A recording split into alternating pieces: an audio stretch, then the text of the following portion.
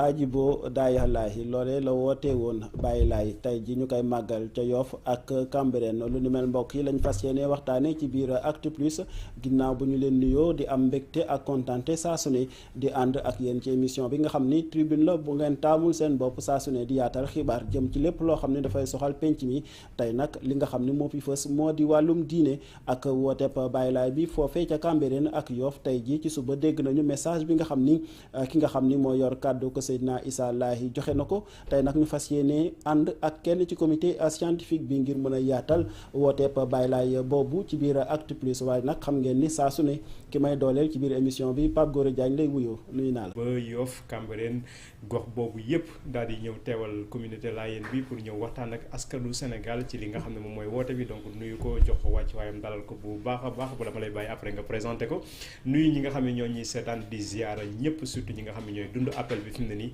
di leen ñaanal appelum jàmm yàlla nangu lépp loo xam ne def nañ ko fa ci jàmm yàlla mais lépp loo xam ne def nañ ko fa ci ñaan mais ziar bi dañ koy tàmbale ci kilifa yi nga xam ne ñoo nekk foofee ca gox ba ñoom ñëpp ñu leen di ñaanal gudd fan yàlla bàyyi leen fi bay ñu koy feete ay dañ koy célébrer ay édition te bu ñëw rek ci am daal di dàq morom daal di ëpp yiw moromam ci am na cachet particulier moo di ne moo di appel bu njëkk bi nga xam ni jiite na ko moom xalifa bu bees bi nga xam ne moom moo toog ci jal bi foofee ca tukk Baye Laay bi ngir nag waxtaanee tey thème bi nga xam ni moom la ñu tànn ci édition 2022 bi ak lépp loo xam ni liggéey la ci wàllum fësal liggéeyub Baye Laay ci jal bi ginnaaw ba nga xamee ni def na wooteem bu màgg boobee 1883 la woon tey ñu am mbégte ak kontaante di ànd ci émission bi ak oustaz Madiama Laye bokk ci comité scientifique bu appel bi en tout cas ak tenue blanche am bi daf ñuy fàttali ni Baye Laay moo wootee oustaz ñu ngi lay nuyu. jërëjëf Mouhamad ñu ngi lay nuyu di la ziyaara di am mbégte bu baax di nuyu sa mbokk mi nga fekkoon muy Pape Diagne di am mbégte bu baax ci ngeen dalal ñu fii ci Mourchid TV ñu ngi lépp ngir waajal ngir événement bi nga xamante ni li olof di wax lu ay di jàmbat muy fàttaliku wooteb Seydina Limaamullahi alayhi salaatu wassalaam bii di 142e édition anniversaire appelu Seydina Limaamullahi alayhi salaatu wassalaam ñuy ndokkeel xalifa bi Seydi Mouhamadul Muxtaar ibnu Seydina Mandione ibnu Seydina Limaamullahi alayhi salaatu wassalaam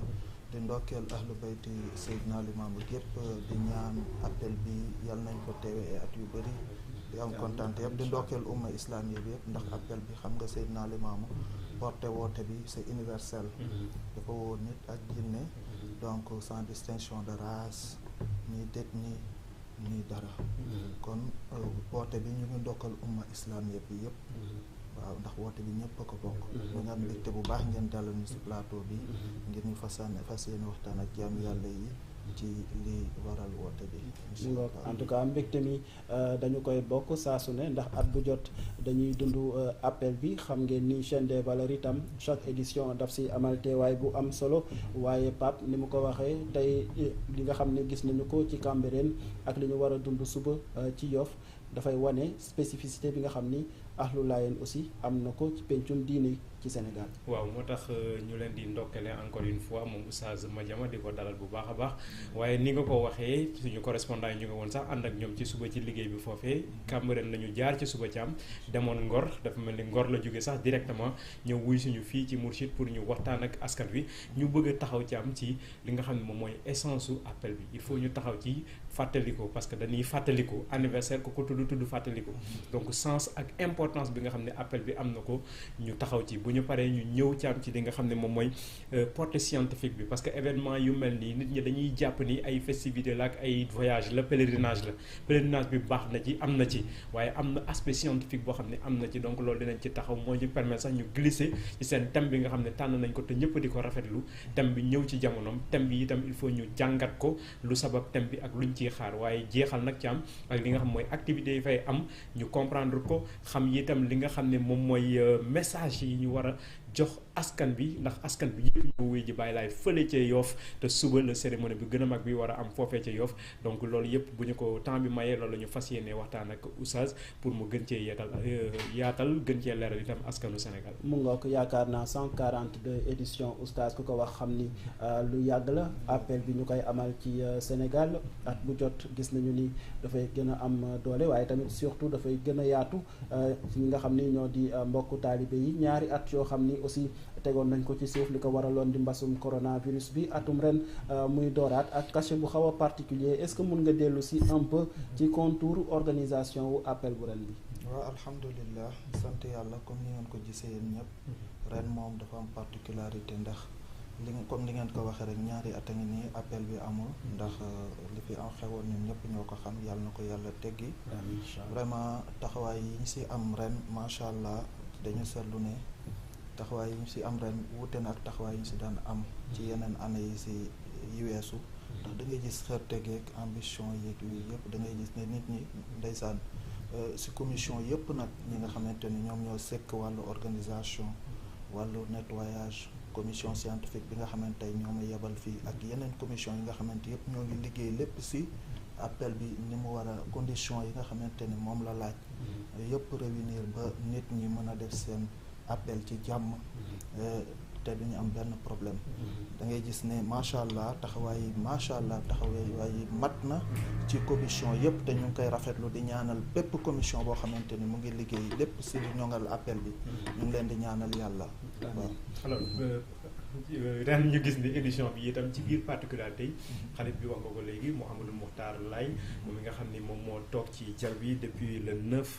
août remplacé ki nga xam ne mooy Seydina Abdoulaye Thiaw Laye moom ñu koy ñaanal yàlla yokkul leeram fa nga xam ne fa la jiitu ji mu nekk itam particularité tey naka nga jàngatee xalif bu bees bi ñu war a ànd ak moom ci édition bu bees bi nga xam ne gannaaw ñaari at yu ñu bëri. alhamdulilah xam nga dañuy ñaanal sunu xalifa bi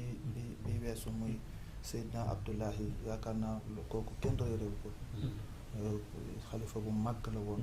koo xamante ni ko amoon taxawaay ci umma islam yi yëpp lay wax ndax këru diine yi tey foofu dem rek am na fa chaise bu muy toog moom Serigne Ablaye donc Serigne Ablaye du Serigne Ablaye yu laayeen yi kese waaye Serigne Ablaye murid yi la Serigne Ablaye tijaan yi la Serigne Ablaye umma islam yëpp la ndax yaakaar naa loolu kenn du ko wax kenn ndax yéen xam ngeen si dara. c'était un fédérateur. waaw vraiment demoon na ba si njabootam gi nga xamante ne moom la jur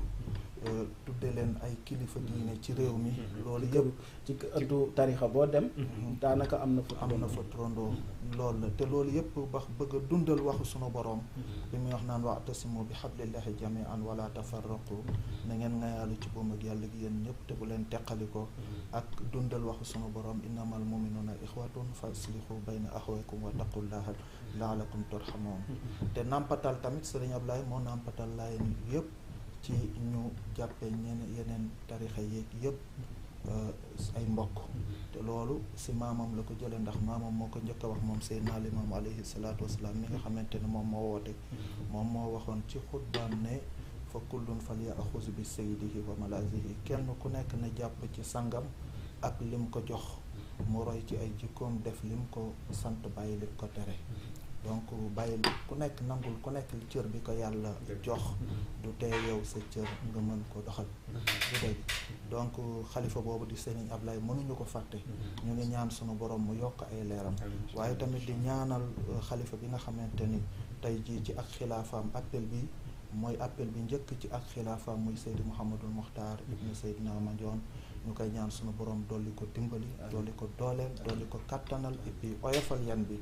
ni ñu ko koy ñaanale tamit noonu lañ koy ñaanale bépp xulafa bu nekk ci réew mi ci këru diine yépp yal na yàlla dimbali leen fa ñu nekk dooleel leen kattanal leen événement bi xewu diine ji yépp la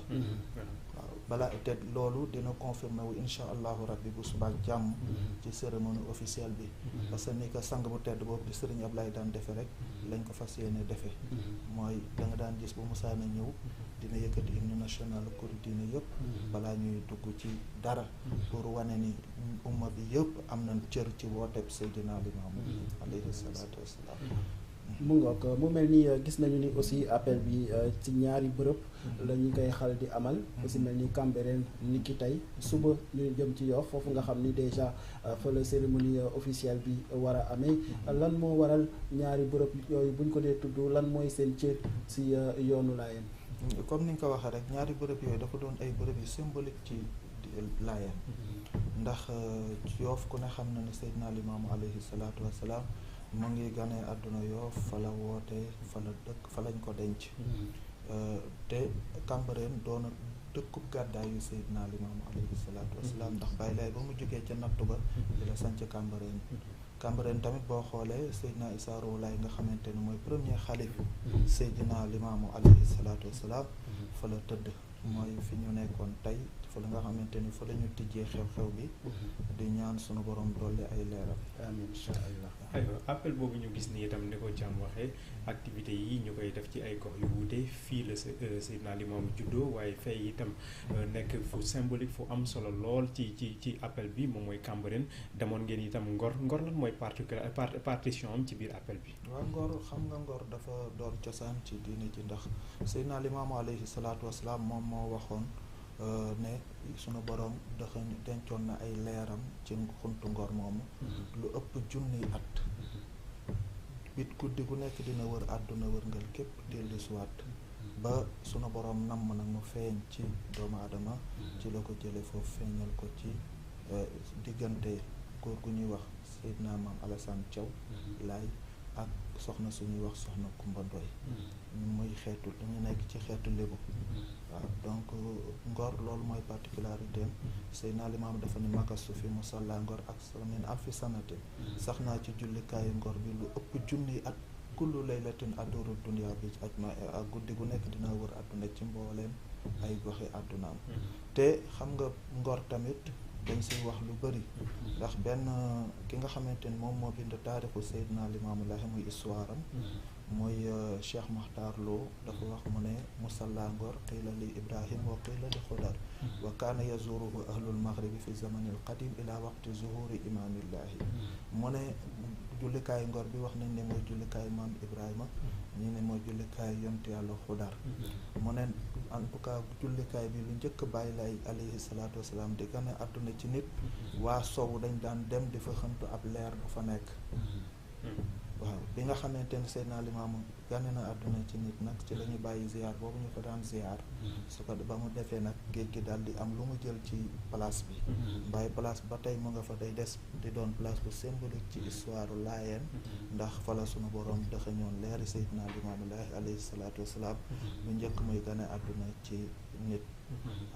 waaw en tout cas kéemtaan la ci ki nga xam ni moo di Baay Laay ñu fàttali ni xuntuma ko fa dem site touristique la boo xam ni fu mu toll nii ñu bari dañuy jóge ba bitim réew ñëw di ko ziar si waaye ku bu ñu jógee ci xuntuma am na tamit li ñuy wax randalu ko géej gi foofu ca Yoff sa Jàmmalaay am na site yu ñuy wax Lingala ak yeneen ndax mun nga dellu si un peu si événement yu mel noonu. xam nga Seydina Limaamu alayhi salaatu wasalaam comme anniversaire bi nga xamante ni moom la ñuy màggal muy appel bi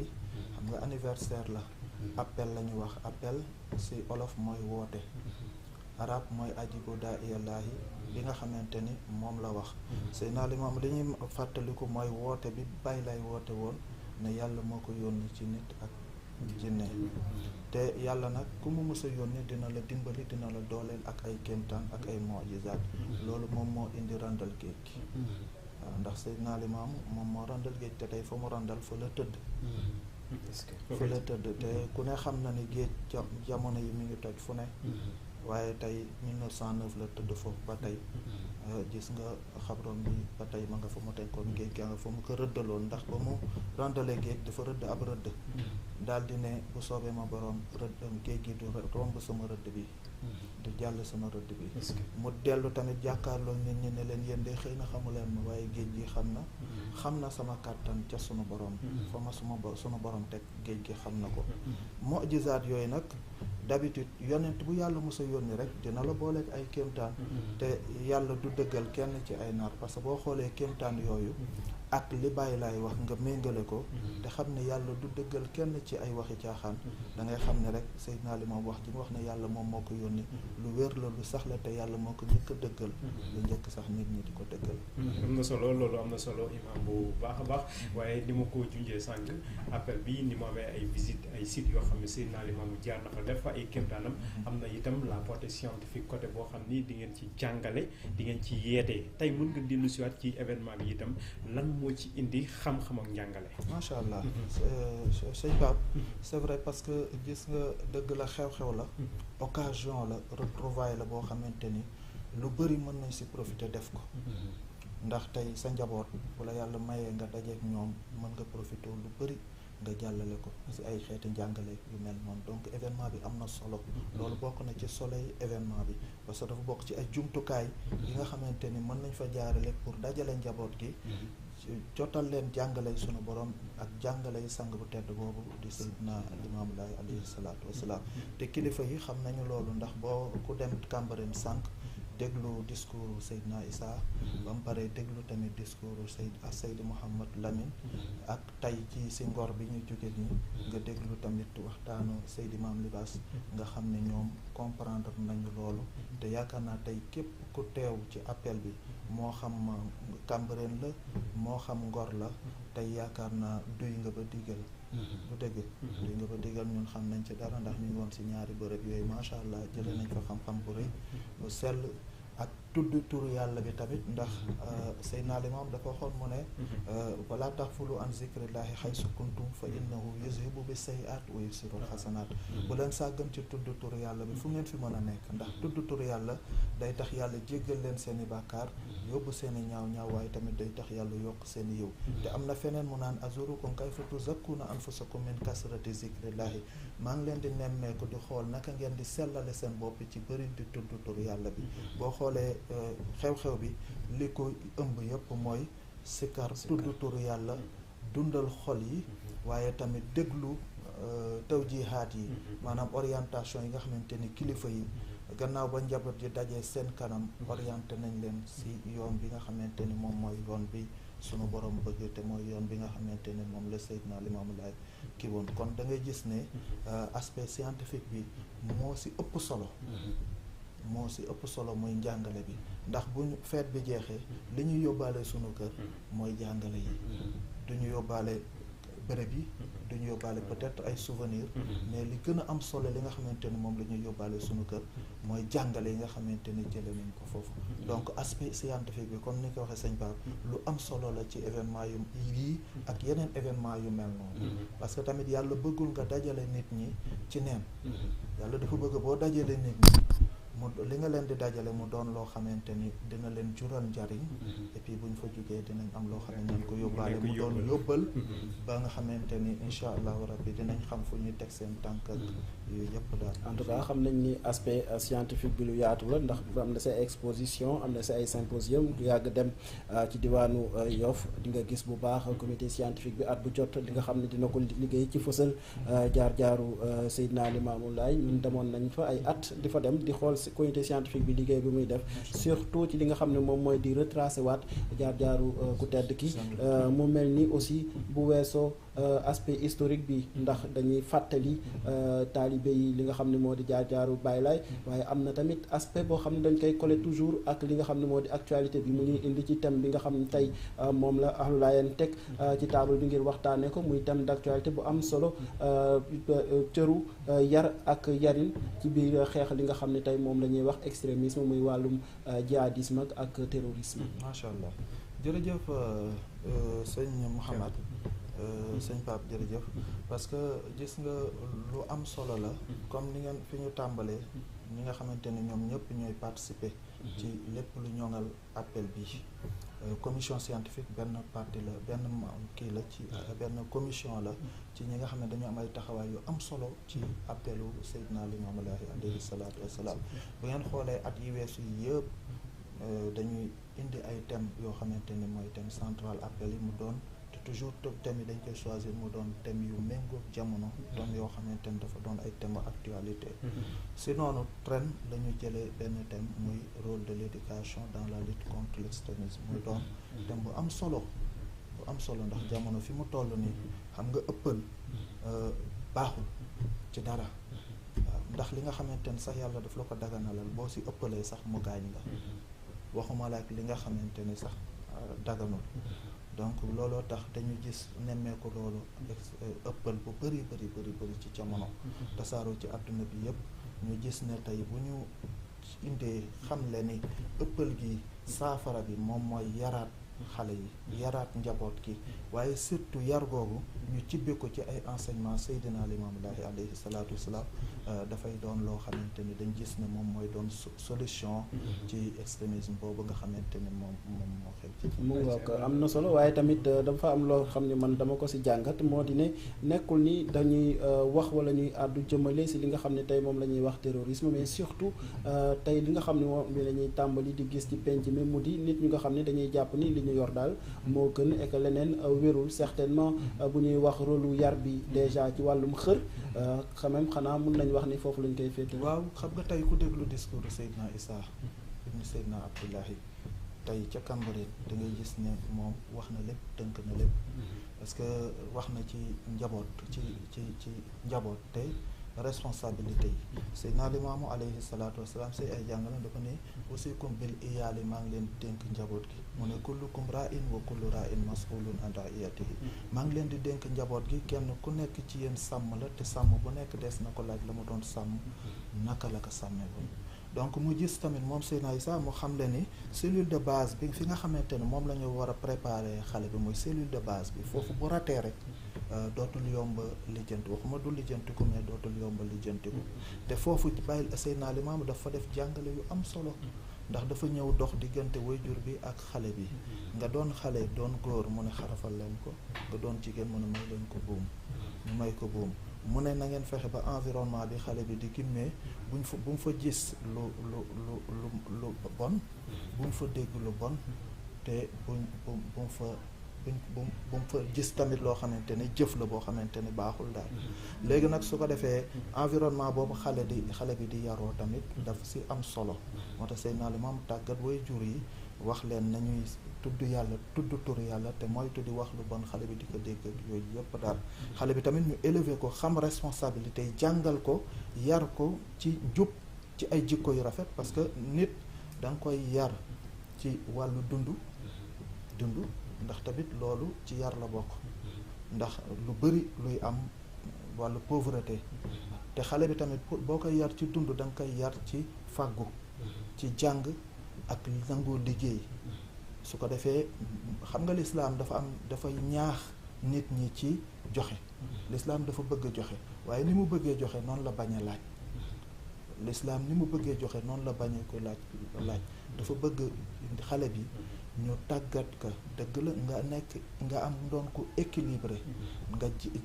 jox yàlla li mu moom waaye tamit sa mbiru àdduna nga jàngal xale bi yar ko ci ay liggéey yar ko ci góorgóorlu ci liggéey ak fàggu ak daan doole ba ëllëg du doon koo xamante ne day tàllal loxoom waaye mu doon koo xamante ne tamit dina mën a jaamu boromam mu doon koo xamante ne tamit dina am ay jikko yu rafet di nga ko yar ci ruux yar ko ci jikko yar ko tamit ci wàllu yaramam wàllu dund ak yooyu yëpp su ko defee bu kooku mooy génn ci société bi bu génnee société bi dajee koo xamante ni yar nañ ko comme niñ ko yare moom moo xam mu jóge Touba moo xam mu jóge Tivaouane ñoom ñooy dajee société bi su ko defee ñooy defar sunu Sénégal ndax da ngay dégg sax benn proverbe ñu lay wax ne la wax ma ban jeunesse nga am ma wax la ban réew ngay doon loolu am na solo yar bi mag ñi daal di ko fi bàyyi Seydina Limaamu wax ko jëf ko bind ko yeneen kilifa diine itam wax ko jëf ko bind ko ñu créer ay cadre wax ko daayira yi ñu ngi fii lépp a ngi fi organisation yi lépp a ngi fi mais tey ñu gis ni Sénégal dafa mel ni yar ba ñu xàmmee woon dafa commencé di manqué fu mbir mi sooxee waaw mbir mi yar bi mu ngi fi sax xanaa kay léegi dëgg la responsabilité yi ndax dafa yar bi mu ngi fi parce que leen olof di wax bu fu ndox doon taa ko demee fekk fa tëb mu ngi fi xanaa kay ñi nga xamante ni ñoom ñooy yar ñoo dem ba commencé défaillir commencé dellu gannaaw ci yar googu te nag warut bu ñu xamee responsabilité yi si nekk rek ndax Seydina Limaam daf ñuy wax ci xutbaam mu ne doom dina poñe way juram ba indi ko ci kanamu yàlla daal di ne ko yàlla kii moo doon sama waajur ci àdduna lu muy njëkk a revendiquer mooy yaruma woon yar bu rafet mu ne tuddewu moon sax tur bu rafet ndax tur bi ngay tudde sa doom sax dafa bokk ci ni koy yare ndax nit dina tudd tur woo xamante ni fu ñu ko tuddee mu am kersa te loolu baaxul ci xale bi psychologiquement baaxul ci moom ci benn wàll donc kon parents yi ñu leen di ñaax ñu gën a taxawaat xam ni responsabilité la yàlla daf leen dénk njaboot gi waaye tamit dafa gàll ci ñoom responsabilité ñuy yar njaboot gi teg leen ci yoonu njub waaye tamit yar leen ci ay jikko ci ay valeurs yoo xamante ni njaboot googu bu ñu màggee dinañu mën a taxawu suñu société te ay jàngale Seydina Limaamu xëy na temps bi du ko maye waaye jàngale Seydina Limaamu alayhi salaatu wasalaam ak jàngale mag ñi fi nekk boo demee ci suñu waa kër Maam Borom Touba boo demee ci bind Maam Borom Touba yar mu nga fa goo xamante ni macha allah képp ku fa tegu di nga jub boo demee ci sama maam Maodo tamit boo demee ci ay téere ñoom it yar xeeti yarin ñu nga fa yoo xamante ni tey buñ ko jëfee vraiment bu ñu jénnee daje ci société bi dañuy mën a constituer benn société bu oustaz wax nga ko xam naa liñ des temps sax bariwul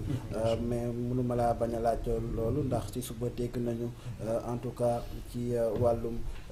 discours du ma wax sax discours mais ci wàllum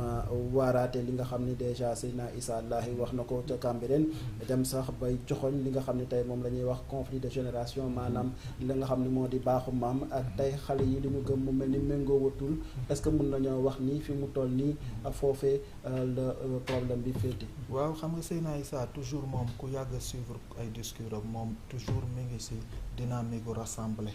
te loolu tamit moom la way juróom wu tedd ba Serigne Ablaye nekkee boole xam ne ni moom gisul tarixa gisul moom diine la gis te tak loolu moom mooy dëgg innamal mu'minuuna ixwatun Seydina Limaam moom moo ko njëkk a jàngale wax naa ko sànq ne dafa ne fa kullun fal yaxuz bi saydihi kenn ku nekk na jàpp ci sangam ndax moom mag ñi fépp fu waay nekk moom doy na ko xam ne la nga fa nekk mooy jàngale ak yar ak jubal jaam yàlla yi du noonu su ko defee moom dafay wax ne nañu retrouver wu autour de l'essentiel civisme xam ne ñoo bokk réew mi xam nga tamit tey bu ku nekk bëggee fësal sa appartenance wane ne yaa gën kii yaa gën loolu amul ci lislaam yàlla dafa ne inna akramakum indallahi atqaakum ki gën ci yéen mooy ki gën a ragal yàlla bu fekkente ni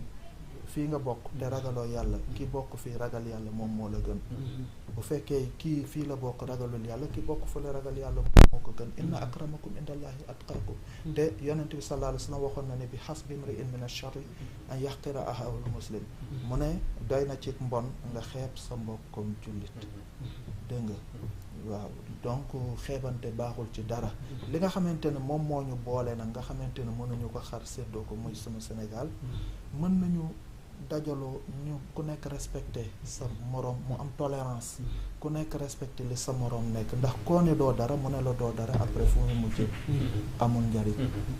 njariñ donc Seydina Limaamu alayhi salaatu wasalaam wootewul lool dafa woote dajaloo ak ku ne njub la woote ak mbaax ak def lu baax yërëmante dimbalante ànd bëggante soppante ndax nee na diine amul werante amul xuloo amul boddi konte amul suufalante amul ëybalante mu ne innamal mu'minuuna ixwatun jullit ñëpp mbokk lañu mu ne allifu qulubakum fillaahi tàppe leen seen xol yi ci yàlla ak yonentaam du dëgg donc kon loolu rek moom moo am solo noonu la ñu mën a ànde parce que tey bu ñu dóorantee jaasi si wàllu tarixa tamit bu ñu retourné ñooy bokkaat bureau yi ñooy bokkaat kaar yi ñooy bokkaat ñooy bokkaat jumaa yooyu yëpp donc ñun ñëpp ay mbokk lañu moo tax Seydina Limaamu nit ak jinne la woo woote bi ñëpp la concerné ñëpp a ko bokk ñëpp a ko kii ayca moo tax foofu sax la ñuy daanele parce que ku woon nit ñi jox leen yóbbal yóbbal bi lan la war a doon pour que nit ñi itam gën a bàyyi xel nekk bi ñu fa nekk ba liñ fa uti ci leer liñ fa uti ci xam-xam ñu mën koo yóbbaale jariñoo yóbbal bi mooy yiw ak sell ak njub ak xam li la fa indi ne da nga ñëw pour fàttali ko wooteb sang bi nga xamante ne tey yaa ngi yéene sa xol ne tey bu fekkoon tey ji la sang bi woote yaa ngi ñëw pour wax ko aman naa gëm naa la su ko defee yéene na nga war a jóge laxasaayoo ak xol bu gëm yàlla gëm yonentam ak sell gi nga xamante ni moom la yàlla bëgg ci ñun ak yonentam nga ñëwee noonu ba pare moytu lépp loo xamante ni ñu ngi ko fay tere nga moytu ko waaye tamit lépp loo xamante ni ñu ngi ko fay digle lu si mën nga def ko kon loolu la ñuy dénkaane di ko dénk ñëpp macha allah. en tout cas dénkaane yooyu de ku ci boole xéewal yi nga xam ne dèjà dañuy woo di ñu naan leen yegg si leen ñëw leen dund appelu Seydina Limamou bi ak ñun boole kook teraanga yu am solo ak ay bernde yaakaar naa di nga ci am yàlla waaye tamit di nga ci am sa biir comme ni ñu koy waxee ci saareen yi en tout cas oustaz mbégte la woon ak kontaante di ànd ak yow vraiment ci Actu Plus di waxtaanee Baye Laye.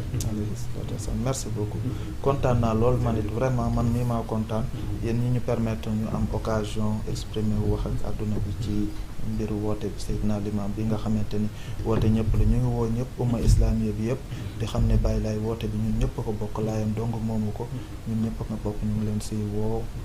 di ñaan sunu borom moo may ñu fekke ko ay at yu bëri ñu ngi ñaanal xalifa bi nga xamante ni appel bi mooy premier appelam ci xilaafaam di ko ndokkeel ci bis bi di ñaan sunu borom mu dolli ko dimbali dooleel ko kattanal ko te sunu borom oyofal yan bi te yàlla dimbali dooleel kattanal ma rakkam yi nga xamante ni ñoom ñoo koy jàppale ak ay doomam ak di nuyu di ziyaatu ndokkeel umma islam yëpp en particulier ahlullahi ahlu Seydina Limamou Laye alayhi salaatu wasalaam. merci en tout cas mi ngi noonu am nañu yaakaar ni vraiment ñaan la yu am solo waaye tamit ay ndénkaane la di ko ziyaara bu baax moom kilifa ga ca Yoff Seydi Mouhamadou Makhtar Lahi Pape yaakaar naa Sénégal taaram lu mu rëy rëy loolu rek la. kilifa diine yi nga xam ne am nañu ko. moo tax dañuy jox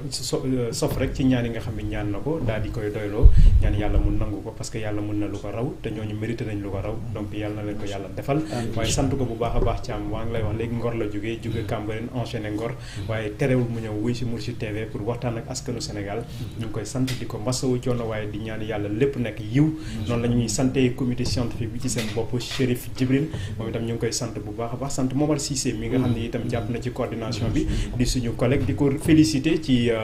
promotion bi nga xam ne génn na ko fan yi ci CESTI donc moom seen formation jeex Momar Cissé ñu ngi lay ñaanal bu baax a baax itam lépp loo yóotu yàlla defal la ko sant ñu doon seetaan ñëpp ci am mais ñaanal ñëpp appel mu jàmm bu baax a baax amin en tout cas di ziar képp koo xam ni jamono ji yaa ngi wuyoo laahi en tout cas ñi nga xam ni xam nañu leen jege leen lool ku ci mel ni Njaga Samb ci diwaanu Yoff waaye tamit Ibou Sakho di sama dëkkandoo